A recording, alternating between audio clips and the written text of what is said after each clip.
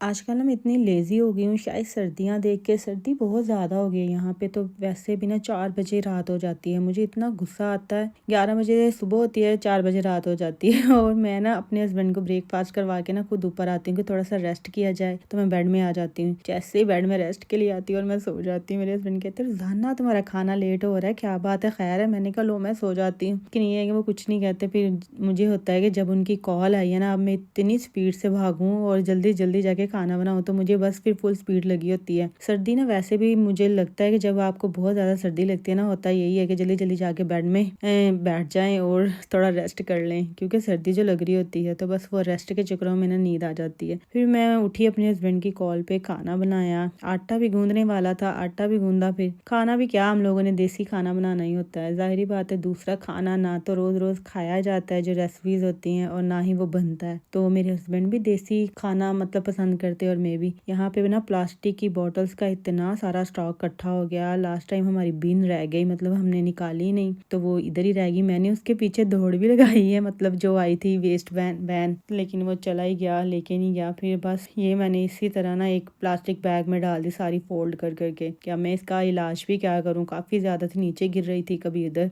फिर इसका यही सोल्यूशन नजर आया। यहाँ पे तो ना एक बिन मिस हो जाए तो इतना सारा मतलब मैस क्रिएट हो जाता है, तो समझ ही नहीं आ रही थी मैं करूँ भी क्या। तो फिर इसका यही इलाज था कि अब वेस्ट वैन आएगी तो लेके जाएंगे, अभी उसको आने में भी टाइम था। फिर बस यही सोल्यूशन निकाला। अच्छा, मुझे ना किचन का जो सारा था ना यहाँ पे करने वाला पड़ा हुआ था वैक्यूम, इसको वैक्यूम किया। साथ ही मैंने कहा चलो लिविंग रूम को भी वैक्यूम कर देते, इतना ज्यादा खलारा तो नहीं होता। मैं ऊपर चली गई, थोड़ी देर बाद अभी गई हूँ, मेरे हस्बैंड की कॉल आ गई, मैं घर आ रहा हूँ, रोटी बना दो। तो मैं फिर नीचे आई, जल्दी से रोटियां बनाई उनके लिए। खाना तो ऑलरेडी बन गया था, बस गर्म ही कर रही थी। तो साथ में ये ग्रोसरी का सामान लेकर आए, फिश, एग और दूध। अच्छा, ये तो बेचारा हर टाइम कुछ ना कुछ खत्म ही हुआ रहता है। वैसे हम पूरे महीने की ग्रोसरी लेकर आते हैं, लेकिन ये जो डेली की ग्रोसरी है ना, हर दूसरे दिन दूध चाहिए, हर दूसरे दिन कभी पत्ती खत्म हुई होती है चाय की, कभी चीनी खत्म हुई होती है, कभी ऑयल, ये भी अभी साथ साथ चलता ही रहता है। तो बस मुझे लगता है जिंदगी ना बस यही करते कराते गुजर जानी है, यही जिंदगी है। एक बात याद रखना, अल्लाह से होता है, अल्लाह के सिवा किसी से भी नहीं होता।